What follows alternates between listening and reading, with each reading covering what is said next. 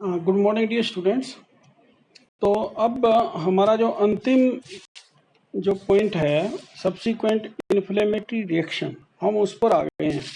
तो अभी आपको रिकॉल करने के लिए ज़रूरी है कि जो आपका पहले का जो टॉपिक चला आ रहा है उसमें आपने मैकेनिज्म स्टडी करना था रीपरफ्यूजन इंजरी का। तो उसको स्टडी करने के लिए मैं आपको पेज नंबर जो आपका 54 है वहाँ लेके जाता हूँ, ताकि आप ये थर्ड पॉइंट उससे कनेक्ट कर सकूँ आपसे। तो पेज 54 ये देखिए, ठीक है। क्या लिखा है यहाँ? आपने अगर ध्यान दें तो मैंने आपसे ये जो कहा था कि थर्ड टाइप का जो कॉन्सिक्वेंस था इस्केमिया का रीपरफ्यूजन था, रीपरफ्यूजन इंजरी। तो अब हमने इसका मैकेनिज्म जो है वो स्टडी करना है। The mechanism of reperfusion injury by free radicals is complex, ये अपन ने बात वहाँ कही। और फिर उसमें कहा कि जैसे कैल्शियम ओवरलोड इसमें इन्वॉल्व होता है।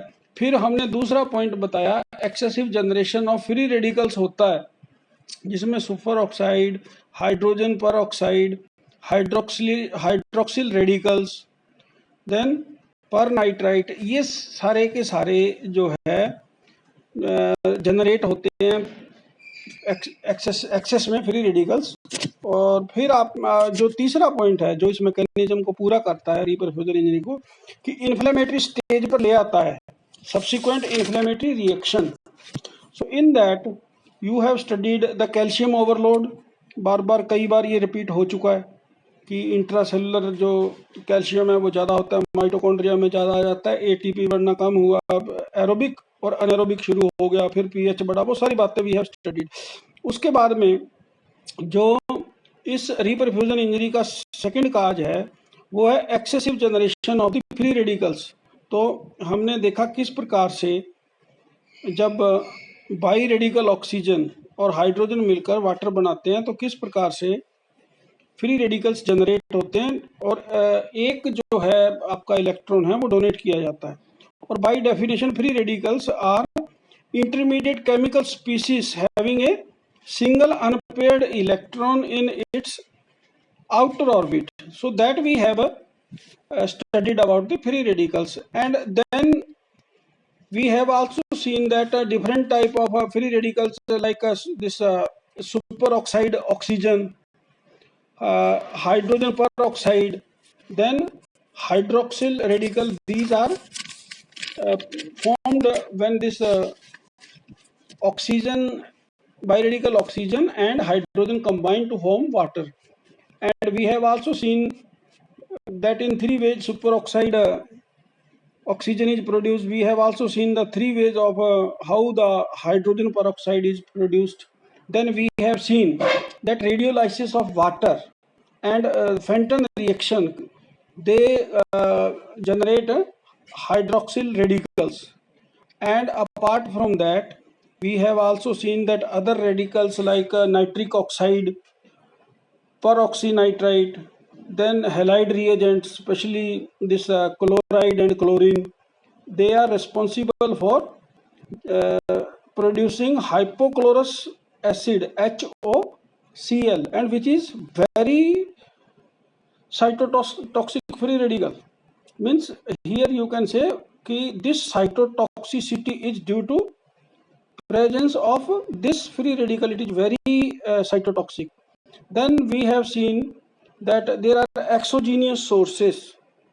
So injury is caused due to pollutants, and also suppose a person is having a bad habit of chewing tobacco or cigarette smoking, that will also lead to generation of these free radicals. And after that we studied cytotoxicity of free radicals, that is undertaken by free radicals going through by producing oxidative stress. And then we have seen how these free radicals perform lipid peroxidation, then oxidation of proteins, then how they cause the damage to DNA. Then we have seen the damage of cytoskeleton, which is caused by these free radicals. After that we have a brief overview of the conditions with free radical injury. जो free radical injury होती है उसकी वजह से आपने 10 example देखे थे, जैसे इस्केमिया रिपरफ्यूजन हो गया, ionizing radiation by causing radiolysis of water that we have done, then chemical toxicity and chemical carcinogenesis, all those 10 points, and last one was here was atherosclerosis. And then we have a brief note on antioxidants. All these things we have gone through. So this was the part of the second mechanism, free radicals, the role of free radicals in reperfusion injury. Now come to the ultimately the last point, that is subsequent inflammatory reaction, जो आज के इस topic का हमारे अंतिम point है आज के लेक्चर का, subsequent inflammatory reaction. Ischemia reperfusion event is followed by inflammatory reaction. जैसे ही इस्केमिया रिपरफ्यूजन होता है, ठीक है, जैसे ही ब्लड, यहाँ जो पॉइंट ध्यान देने का है कि आपकी सेल जो है वो अपना 100% ना तो फंक्शन परफॉर्म कर सकती है, ना 100% उसका स्ट्रक्चर सही है, मतलब it is neither structurally competent nor the cell is physiologically competent. So blood has come to this kind of cell. So this cell is viable. This cell cannot give its 100%. So what happens when blood reperfuses, blood comes back, cell will be viable, but there will be overproduction of this intracellular calcium we have seen in first point, and in second point we have seen how the free radicals will interfere with various mechanisms, and now there is introduction of means coming of, here the arrival of, you can say, inflammatory reaction. ये inflammatory reaction शुरू होगा. इस reaction को हम कैसे जानेंगे?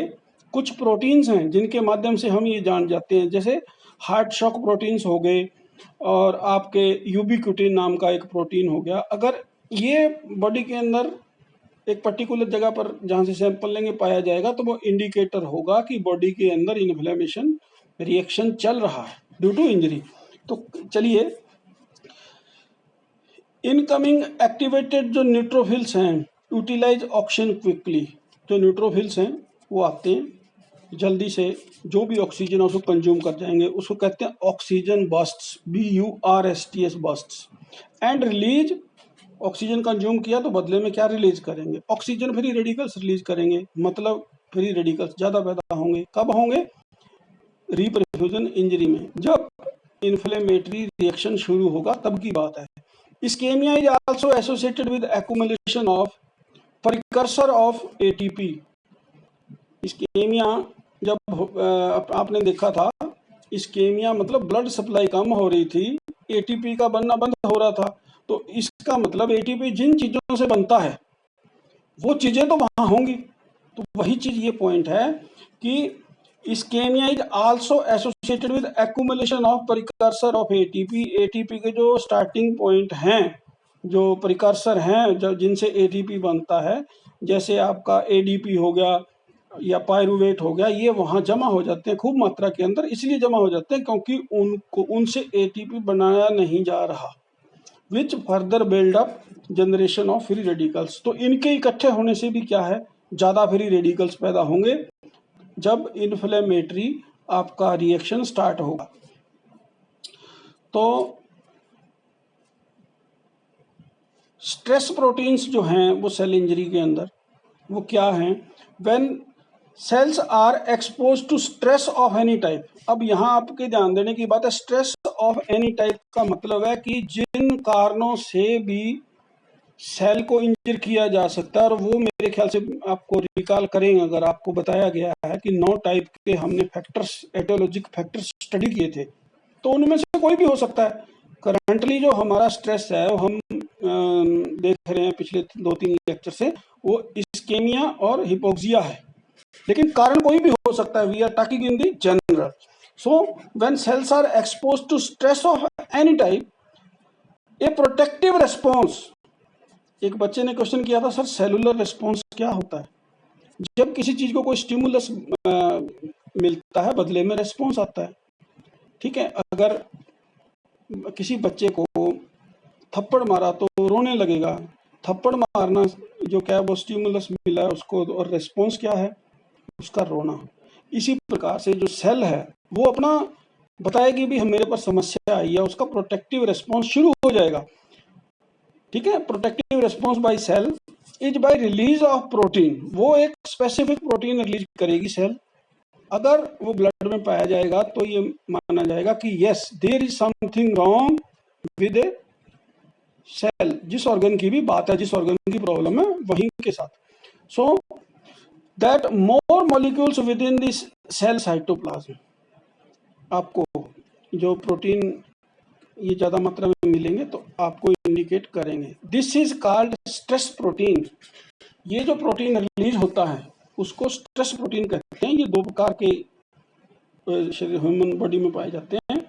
Two types of stress related जो protein है, इनको स्ट्रेस रिलेटेड प्रोटीन, अब मेरे ख्याल से आपको समझ में आ गया होगा कि इन दो में से कोई भी प्रोटीन अगर पाया जाए तो इसका सीधा सीधा अर्थ है कहीं ना कहीं बॉडी के ऊपर इंजरी की बात हो रही है। ठीक है, तो पहला है HSP बोलते हैं इनको बोलते हैं हार्ट शॉक प्रोटीन्स, और दूसरे होते हैं यूबिक्यूटिन्स। ठीक है, यूबिक्यूटिन एक यूनिवर्सल एक ही प्रोटीन है जो बॉडी के अंदर ये वाला पाया जाता है, इसीलिए उसी के नाम पर यूनिवर्सल इसका नाम रखा गया। यूनिवर्सल का अर्थ होता है सिर्फ एक।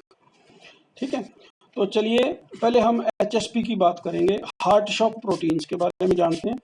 ठीक है, these are a variety of intracellular carrier proteins present in most cells of the body. Intracellular means cell के अंदर ही होंगे। ठीक है, दे आर कैरियर प्रोटीन, मतलब मैसेंजर हैं, they carry something with them to another cell organ, especially in renal tubular epithelial cells, खास करके यहाँ पाए जाते हैं। They normally perform the role of molecular चैपरोन्स।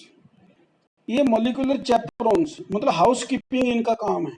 अब हाउस कीपिंग में साफ सफाई, सीधा अर्थ हम निकालते हैं कि हाउस कीपिंग का अर्थ है साफ सफाई करना। ठीक है, तो जो ये मॉलिक्यूलर चैपरोन्स हैं, HSPs हैं, ठीक है, ये ज़्यादातर रीनल ट्यूबुलर एपिथेलियल सेल्स के अंदर स्पेशली पाए जाते हैं।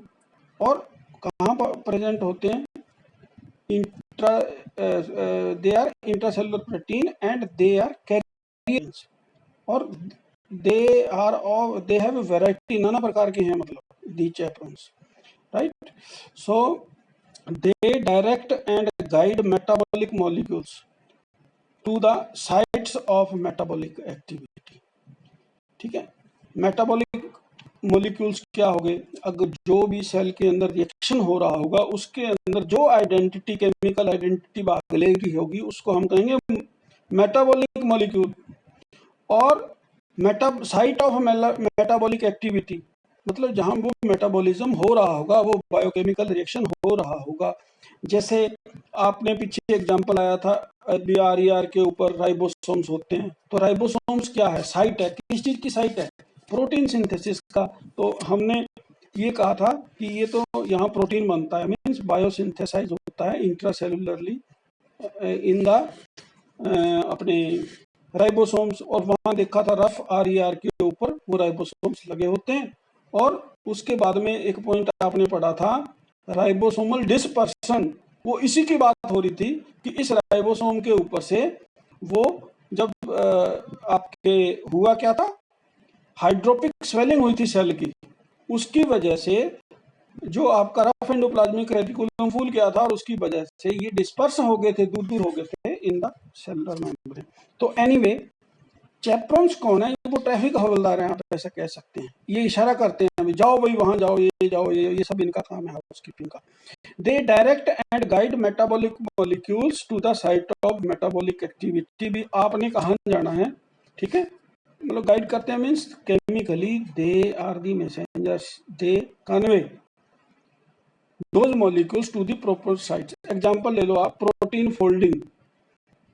देखिए प्रोटीन के जो है हमने 4 प्रकार का शेप होता है, हम जानते हैं, और प्रॉपरली फोल्ड होना प्रोटीन में। अगर कुछ भी गलत हो जाएगा तो that protein will create a problem for intracellular environment. फिर disaggregation of protein protein complexes, जब कोई प्रोटीन है उन्होंने डिसएग्रीगेट होना है, मतलब अकेले अकेले होना है कॉम्प्लेक्सेस ने, वो एक साइट है मेटाबॉलिक एक्टिविटी की, जिनको यही आपके एचएसपी जो है डायरेक्ट करते हैं उनके मेटाबोलाइट्स को। And transport of protein protein complexes आ गया, जो प्रोटीन प्रोटीन कॉम्प्लेक्सेस है इनका ट्रांसपोर्ट होना, ठीक है। ये सारा काम जो है डायरेक्ट करने का इन एचएसपीज का है। Now and transport of proteins into various intracellular organelles. अगर अभी तक आपने देखा था कि ये मेटाबॉलिक साइट्स तक पहुंचवाते हैं, और इन एडिशन वहां पहुंचवाने के बाद उनको डायरेक्ट करते हैं कि ये आपकी प्रॉपर सेल ऑर्गेनल है, आपने इसके अंदर जाना है, और इसी को प्रोटीन काइनेसिस कहा था हमने। However in response to stress of various type, कहते भी कई प्रकार के जो स्ट्रेस होते हैं सेल के ऊपर, जैसे मान लो कोई टॉक्सिन्स आ गए, जो आपके बैक्टीरिया वगैरह के जो प्रोडक्ट है, मेटाबॉलिक प्रोडक्ट हैं, उनको हम कहते हैं टॉक्सिन्स। ये हो गए ड्रग के मॉलिक्यूल हो गए, ड्रग्स लिखा है मतलब उसके मॉलिक्यूल, पॉइजन हो गया कोई, या इस्केमिया हो गया, ब्लड का सप्लाई कम हो गया, ये सारे का सारा डिफरेंट टाइप का स्ट्रेस है सेल के ऊपर, ठीक है। देयर लेवल गोज अप, ठीक है। इन परिस्थितियों के अंदर जब सेल पर स्ट्रेस आएगा तो इसका मतलब क्या होगा, इसका अर्थ होगा एचएसपी की मात्रा बढ़ गई है, क्योंकि वो इंडिकेटर है, वो सूचक है, वो बता रहा है कि सेल के साथ इन्फ्लेमेशन चल रहा है, both inside the cell, inside तो आएगा, and they leak out into the plasma. और फिर क्या करते हैं, जब ये ज्यादा इनके सारे मेटाबॉलिक जो मैकेनिज्म है, जो बायोकेमिस्ट्री है, उसको मैनेज करना इनके बस से बाहर हो जाता है, तो ये रिलीज करते हैं तब प्लाज्मा के अंदर। And hence the name stress proteins, इसीलिए इनको स्ट्रेस प्रोटीन्स कहा गया है।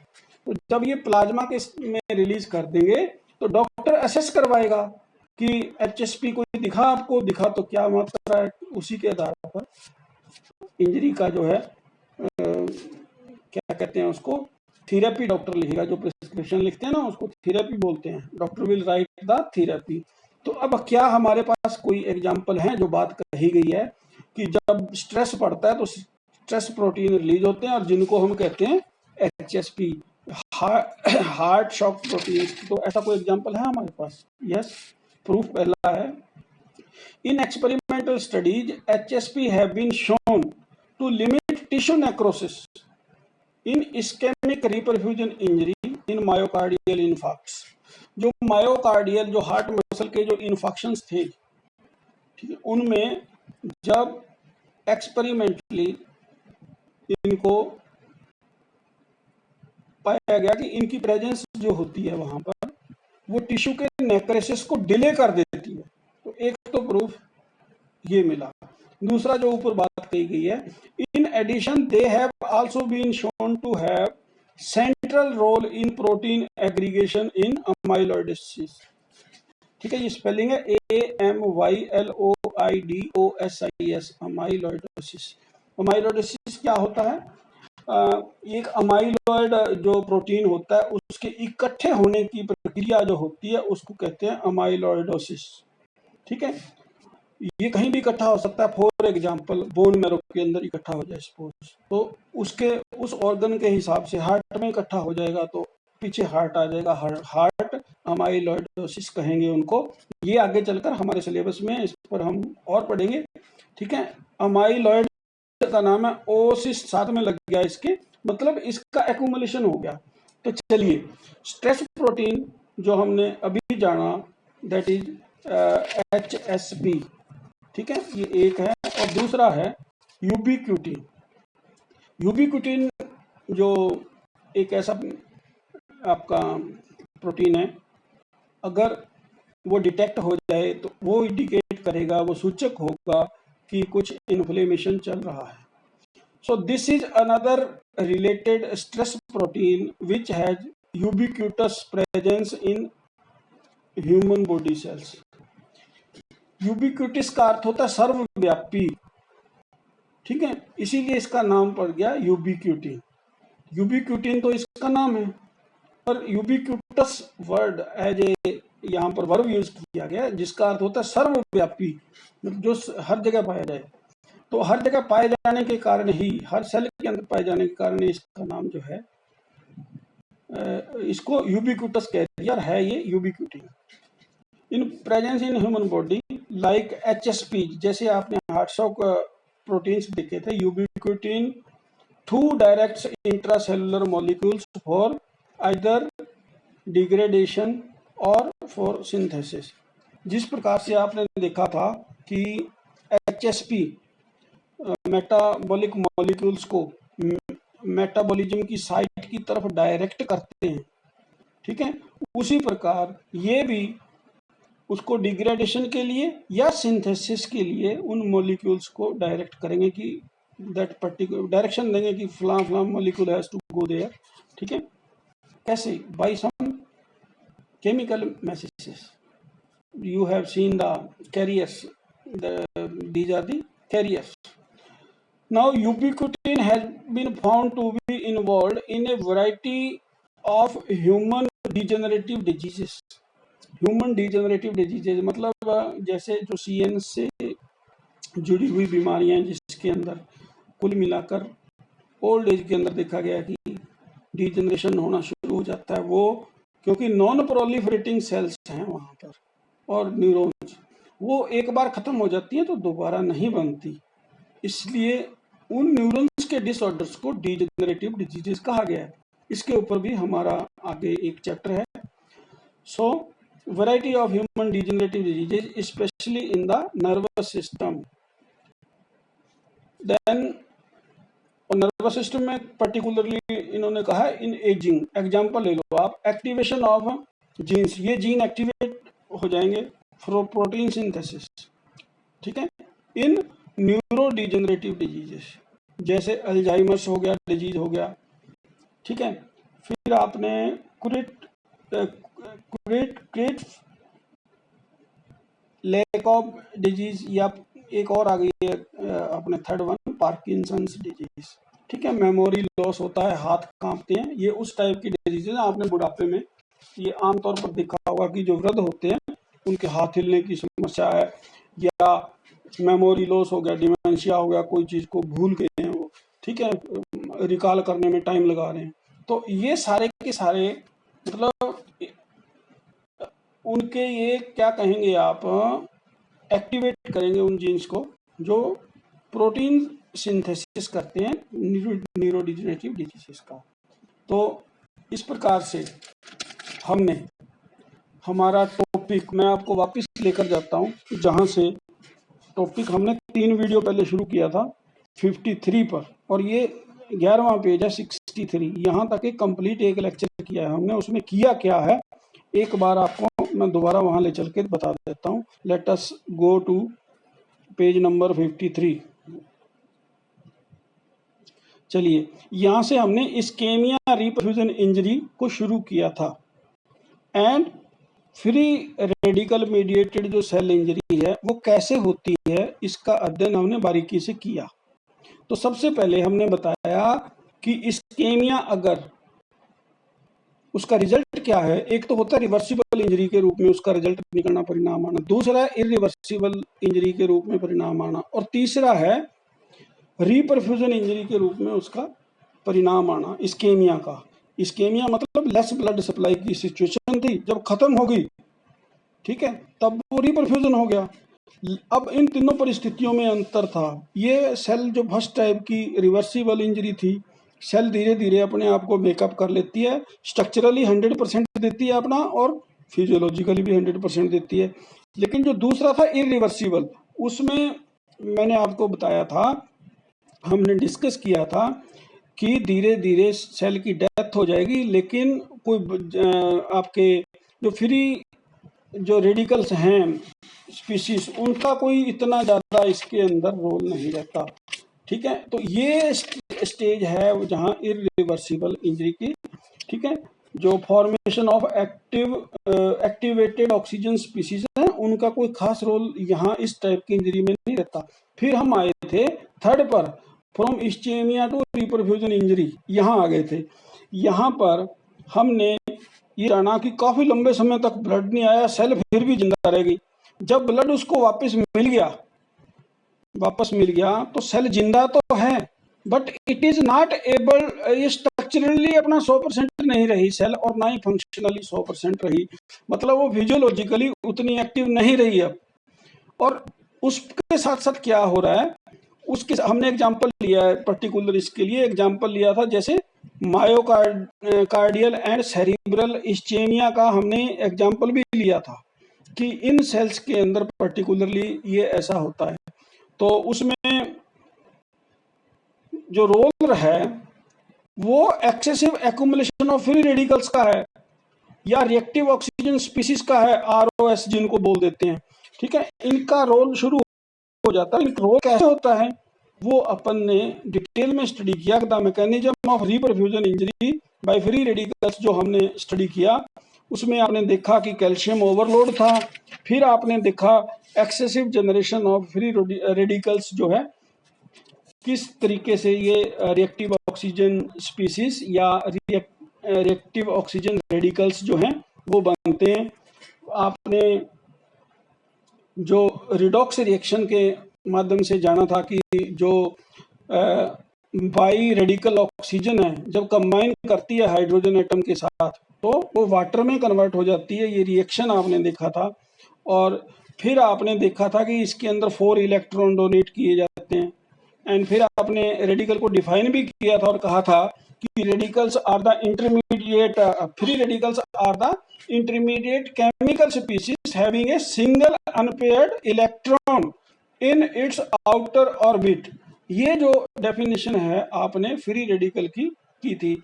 आपने यह भी जाना था कि जो माइटोकॉन्ड्रियल इनर मेम्ब्रेन है वहाँ पर साइटोक्रोम ऑक्सीडेज और कैटालाइज करता है ऑक्सीजन और का वाटर के अंदर कन्वर्ट होने को। फिर आपने ये भी जाना कि जो इस रिएक्शन के अंदर 4 स्टेप का ये रिएक्शन है, ठीक है, क्या क्या बनता है। सुपर ऑक्साइड ऑक्सीजन बनता है, फिर आपके हाइड्रोजन पर ऑक्साइड बनता है H2O2, हाइड्रोक्सिल रेडिकल बनते हैं OH- जिसको नेगेटिव चार्ज होता है OH के ऊपर उसको। फिर उसके बाद में आपने ये जाना कि ये बनते कैसे हैं, सुपर ऑक्साइड जो किस तरीके से बनता है। आपने जाना था कि super oxide generated by direct autolysis से बनता है और फिर ये एंजाइमेटिकली भी बनता है। और आपने जाना था कि ज़ैंथिन ऑक्सीडेज और साइटोक्रोम P450 ये जो हैं माइटोकॉन्ड्रिया और साइटोसोल के अंदर इस रिएक्शन एक एंजाइमेटिक रिएक्शन के माध्यम से इसको तैयार करते हैं। तो 3 प्रकार से ये बनता है।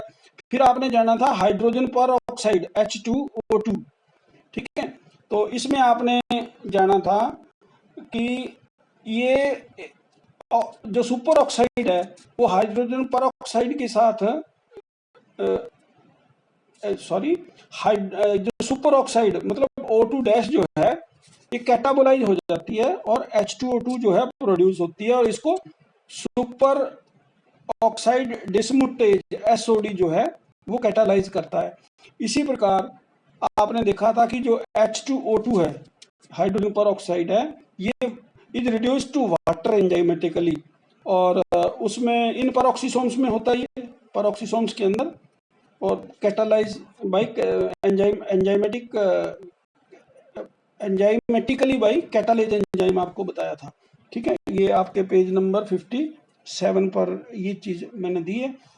देन फिर आपने जाना था कि हाइड्रोक्सिल रेडिकल्स हैं, रेडियोलाइसिस ऑफ वाटर से पैदा हो जाते हैं, और एक आपने फेंटन FENTON फेंटन रिएक्शन उसके माध्यम से ये पैदा होते हैं। फिर आपने जाना था कि इनके अलावा अन्य रेडिकल हैं जैसे on the page number 58 nitric oxide NO, ठीक है। देन यू हैव पर ऑक्सीनाइट्राइट ONOO, ठीक है।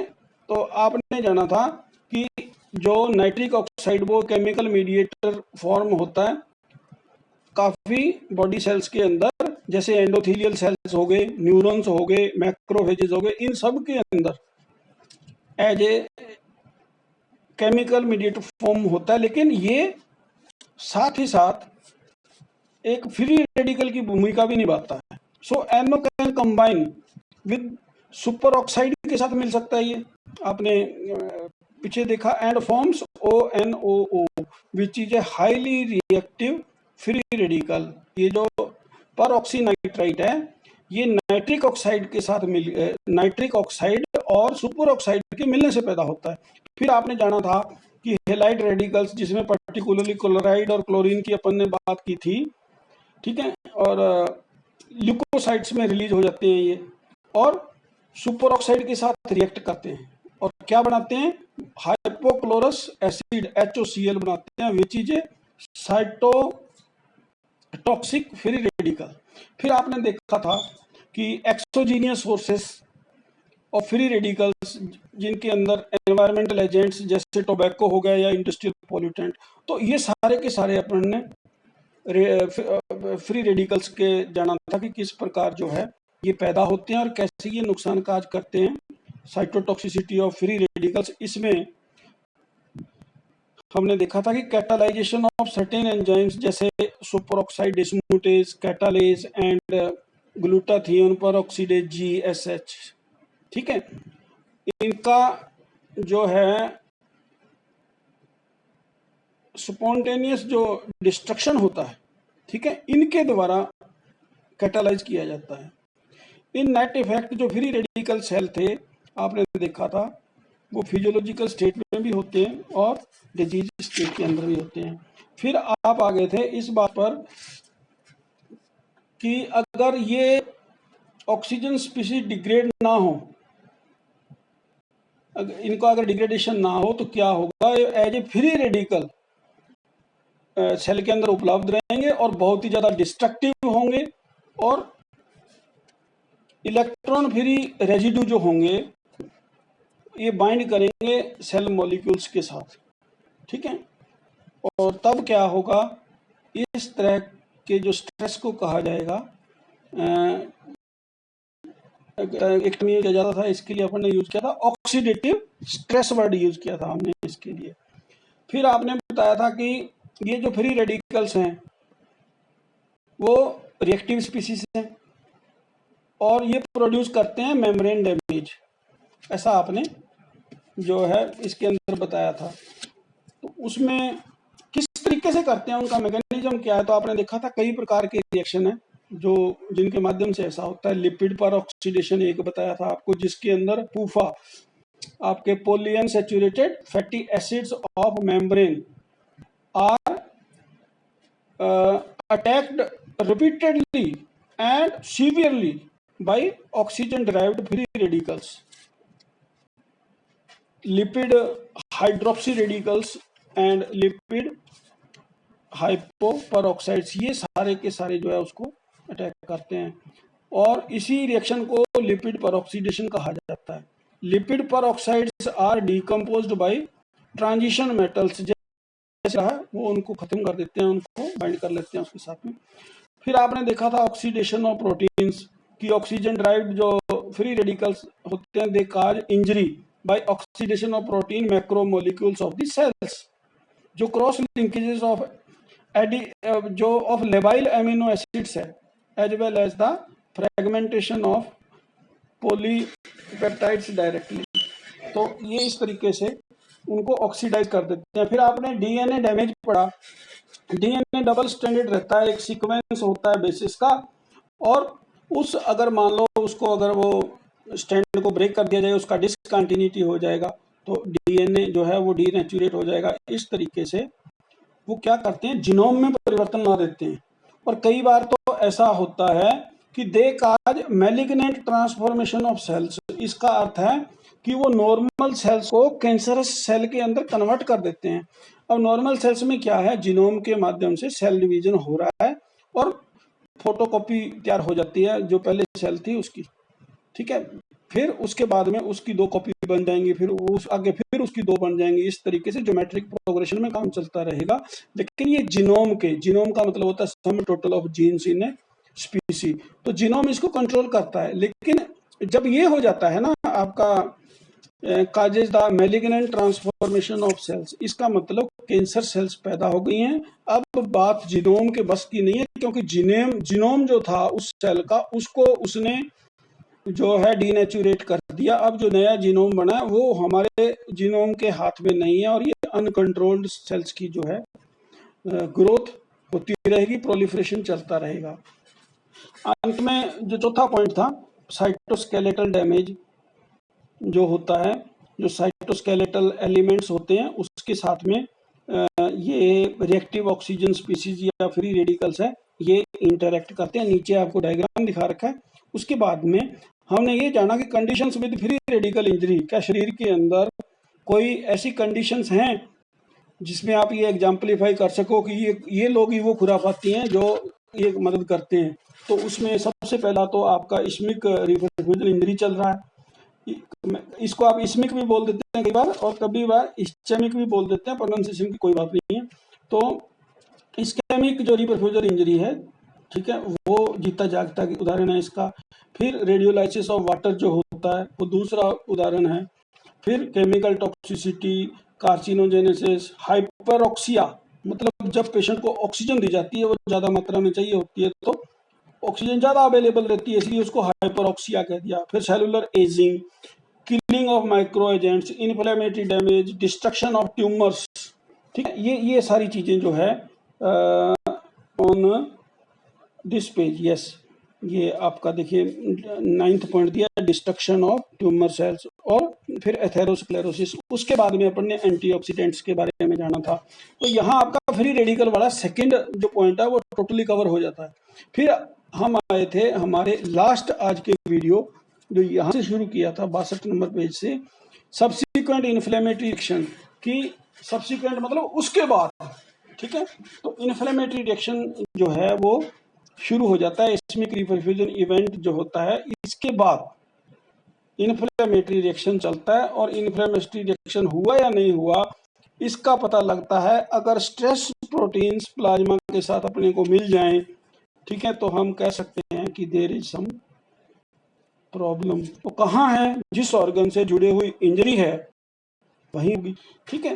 क्योंकि अभी तो हम जनरल प्रिंसिपल्स का चैप्टर पढ़ रहे हैं। तो जिस ऑर्गन को पेशेंट सपोज हार्ट से रिलेटेड गया है, वो कहता है जी ऐसी समस्या, मान लो ये वार्निंग प्रोटीन, स्ट्रेस प्रोटीन दिखाई दे जाए, HSP दिखाई दे, या आपका यूबिक्विटिन दिखाई दे, तो इसका मतलब ये हार्ट से जुड़ी हुई समस्या है। किसी की लीवर से जुड़ी हो सकती है, किसी की। तो in this way in general जिस सेल से जुड़ी हुई समस्या होगी उसका संबंधित टेस्ट होगा। उस डायग्नोसिस से जो लैब से रिपोर्ट आएगी, डॉक्टर साहब जो इन पैरामीटर्स को, जो होम्योस्टैटिक जो रेंज है उससे बाहर जब बात जारी होगी, तो डॉक्टर साहब को उनके माध्यम से पता चल जाएगा कि yes this is the problem, accordingly the prescription will be written, ठीक है।